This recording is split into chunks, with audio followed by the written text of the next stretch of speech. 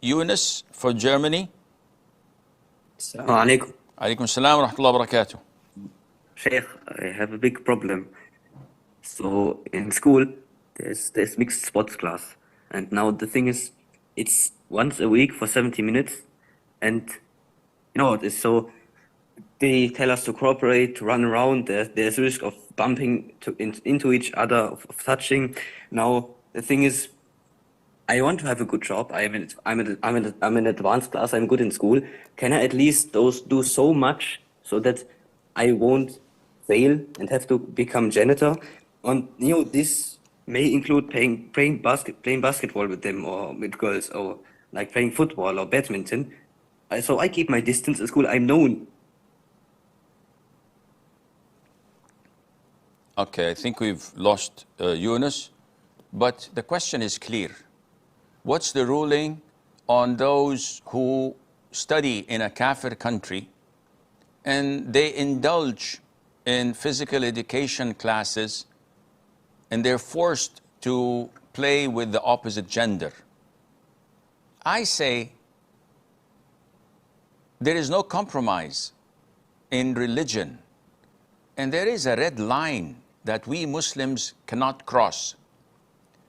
Who defines this red line? It's the Qur'an and the Sunnah.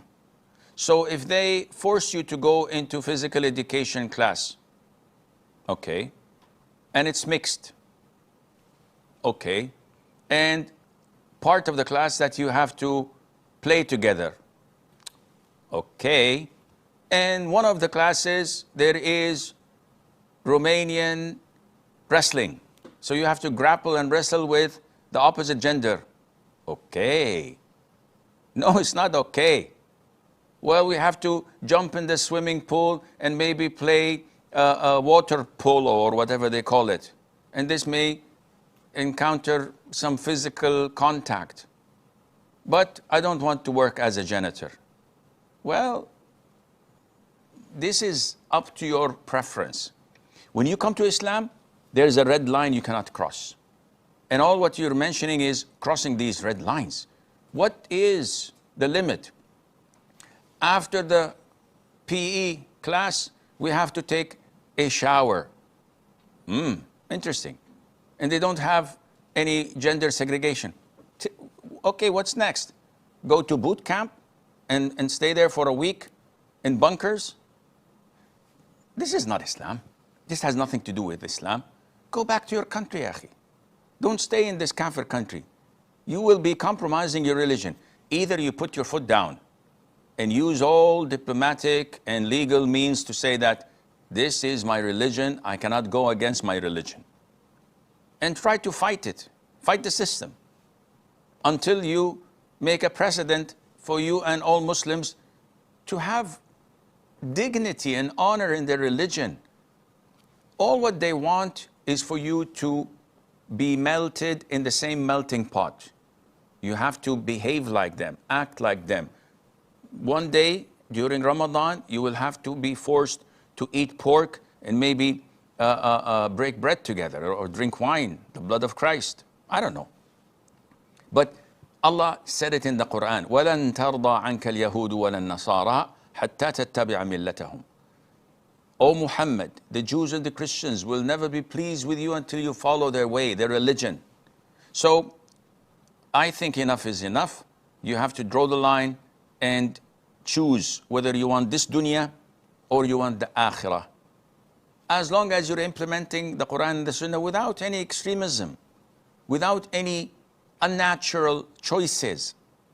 All of this has to fall under the guidelines of Islam from the Quran and the Sunnah, and real scholars of Islam who follow the Quran and Sunnah, not the diluted scholars. I'm talking about the real scholars who follow the Quran and the Sunnah with the wisdom and with the knowledge and with the diplomacy, would understand how to treat such issues, and Allah knows best.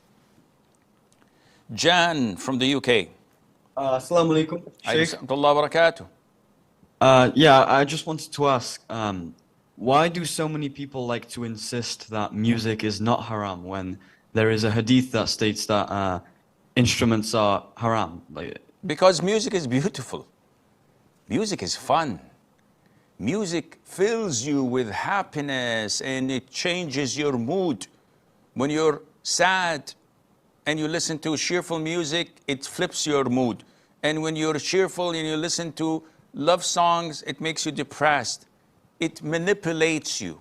This is why they cannot swallow the fact that this is haram, that it is addictive, and that it transforms people and makes them do things that are not logical.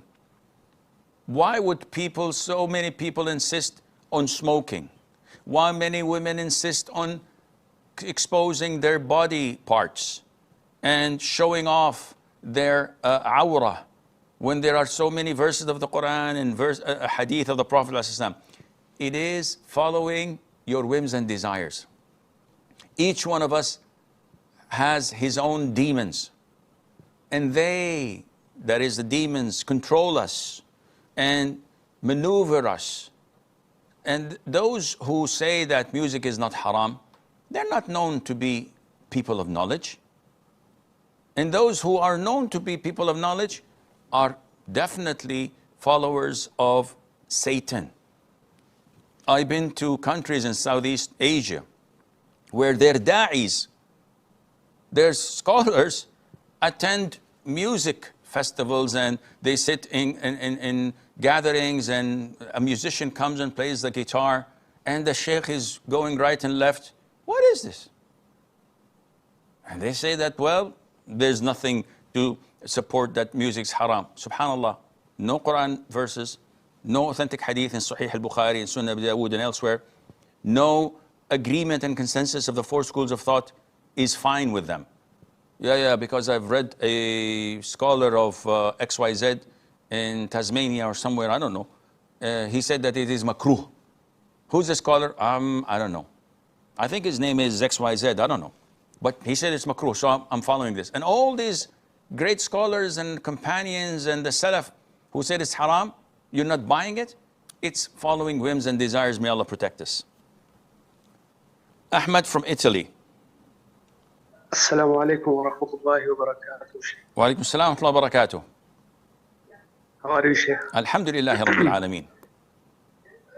I just wanted to tell you I love you for the sake of Allah. May Allah Azza wa Jal love you as you've loved me for His sake. That's it? Well, I think that's it. That's good.